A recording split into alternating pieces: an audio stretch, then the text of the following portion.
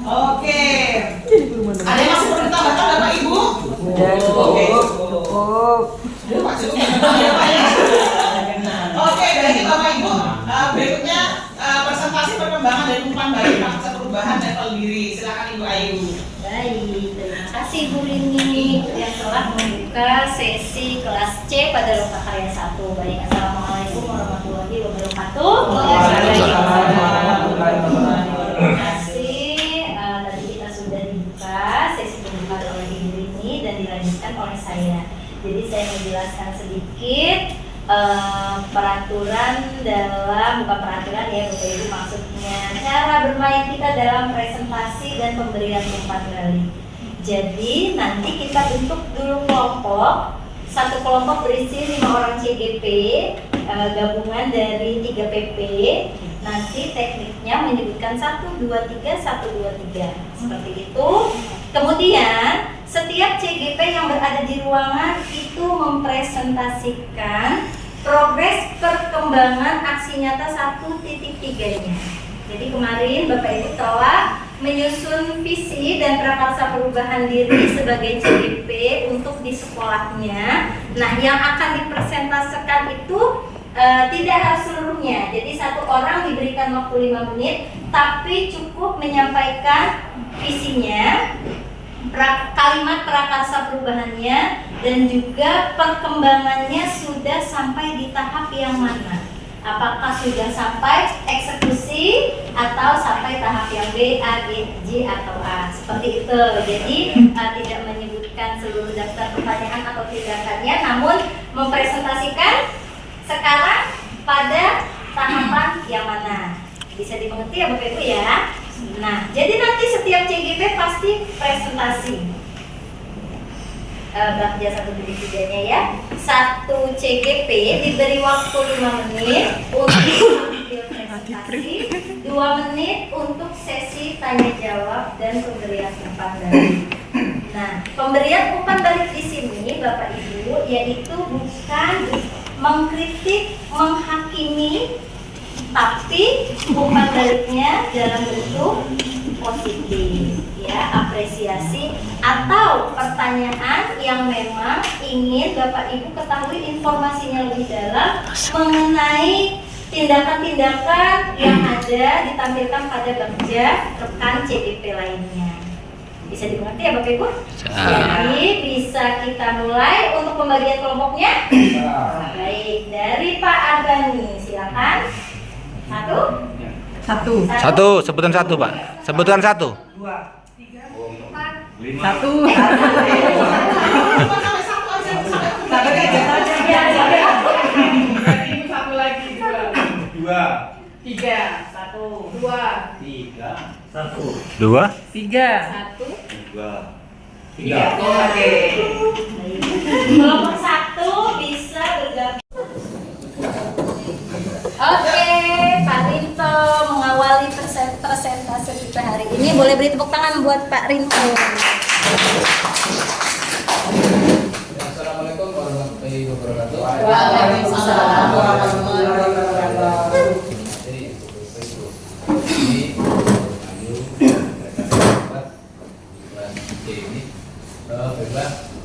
Saya akan mempresentasikan berkaitan dengan aksi nyata modul 1.3 tentang visi guru penggerak. Tempat tugas saya masih yang lama, dari 2011 saya dengan kurang lebih sekitar 35 kilo dari dulu. Kalau bersama seangkatan dengan Miss Rini. Oke, ini berkaitan dengan pendekatan dari teori apresiatif. Ini adalah satu filosofi, satu landasan berpikir yang berfokus pada upaya kolaboratif, menunjukkan hal positif dalam diri seseorang, suatu organisasi dan dunia kita, baik di masa lalu, masa ini dan masa yang akan datang. Langsung visi Pak Rinto, Pak. Jadi saya adalah mewujudkan strategi yang betul dalam prestasi dan memiliki karakter kata perubahannya adalah meningkatkan prestasi belajar dengan memanfaatkan Kenapa? Salah satu alasannya adalah kenapa saya memilih memanfaatkan teknologi, di mana teknologi dapat memangkas waktu, uang. Kita tidak perlu datang ke Jakarta untuk tahu isinya Jakarta. Kita tidak perlu datang ke mall karena sudah tahu isinya mall yang dicari apa. Jadi kita bisa memangkas waktu. Termasuk di kegiatan pembelajaran. Mungkin untuk daerah-daerah yang aksesnya keluar perlu kita bayar. Mungkin kalau jaringan kita bisa siasati, mungkin kalau video kita undur dulu, bentuknya di dua di. Saya rasa itu salah satu alasannya.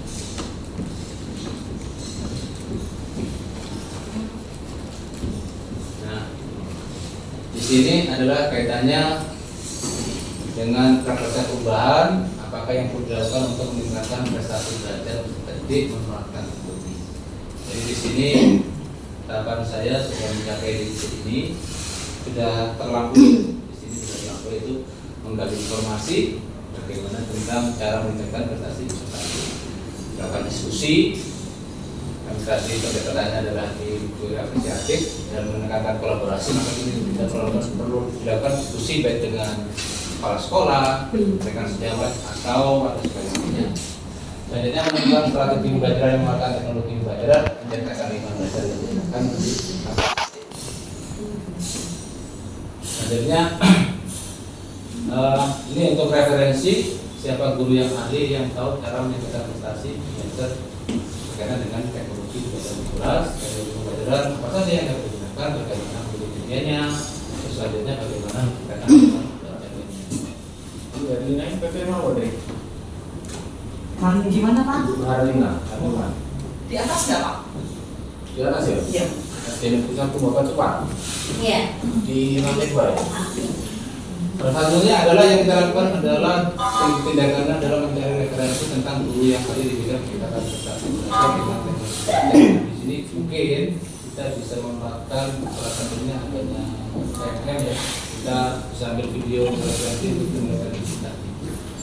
Selanjutnya ada referensi masih sama kaitannya dengan meningkatkan prestasi belajar, dan yang selanjutnya adalah memanfaatkan sarana-prasarana yang ada di sekolah untuk meningkatkan lingkungan belajar yang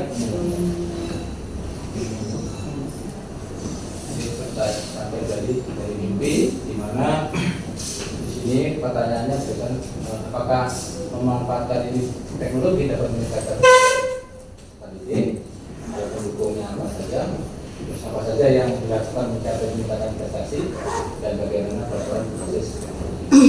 Ini adalah salah satu kita untuk mengetahui pemanfaatan kita perlu membuat namanya observasi.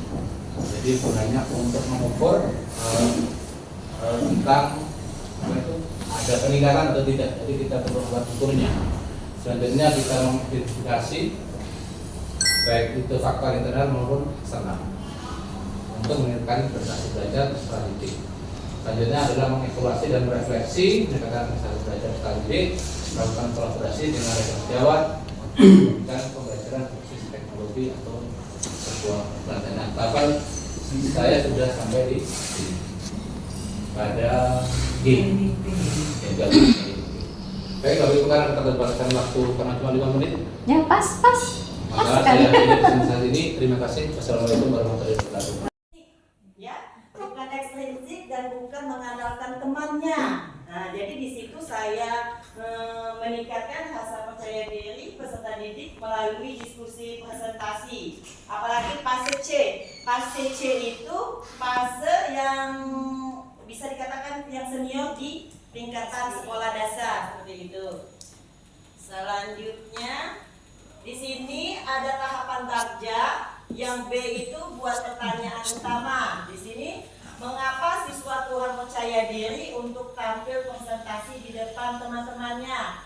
Dan yang kedua, bagaimana solusi yang dapat saya lakukan untuk meningkatkan rasa percaya diri peserta didik tersebut? Yang pertama, melakukan observasi dengan kuesioner yang berisi pertanyaan penelusuran mengenai rasa percaya diri. Yang kedua, saya sharing atau berkolaborasi dengan kepala sekolah dan rekan bersama guru.